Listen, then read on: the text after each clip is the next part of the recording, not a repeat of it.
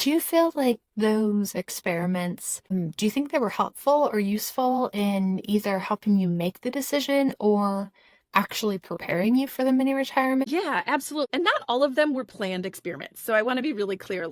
It might come across like I'm this really intentional person. And while that definitely was a part of the strategy, some of these experiments were not necessarily part of the plan. Okay. So I actually had to undo a couple of them. Let me give you like three different examples of experiments that we tried where we learned something. I just mentioned the 3 weeks in Hawaii. That was intentional because initially I thought we were going to travel around the world, do an around the world trip. So you kind of go in one direction, spend a significant amount of time in each location. We have an 80-pound dog. And so, the dog would not be coming with us on this around the world experiment. We would have to do something with the dog. And it was pretty clear to me that the kids were not okay with that. While we were in Hawaii, I think it was about the second week when the kids finally said, Mom, we don't want to do this if we can't bring the dog. And it was like, but we're in Hawaii, right? But that didn't matter, right? Yeah.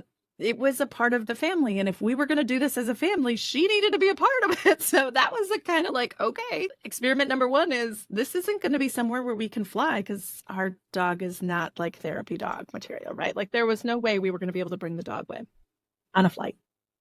So that was experiment number one. Experiment number two was COVID. And what we would like to say is COVID schooling is not the same as homeschooling, right? So we had to kind of undo what schooling would look like if we were traveling because we had preconceived notions of online schooling and homeschool, like all these words that were attached to that experience were not the type of experience we wanted to replicate. And so we decided then that during our RV trip in 2022, where we traveled for like 43 days, 34 days, I think we were gone. We pretended like that was summer school and tested what would homeschool look like for us Mhm. so that we could kind of build a better idea of what that was.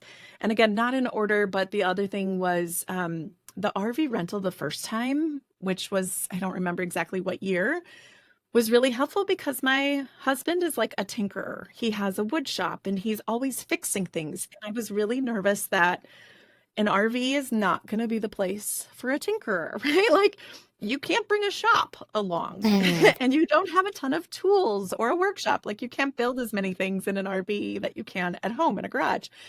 And it turned out that the RV was enough projects that we didn't need the shop or the garage. Awesome. Like he was always fixing something or making something better or improving the experience. And so there was enough in that RV that I was like, okay, this could actually work. So there were a lot of like little things that we learned.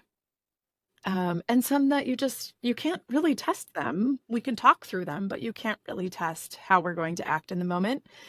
But yeah, we learned a lot.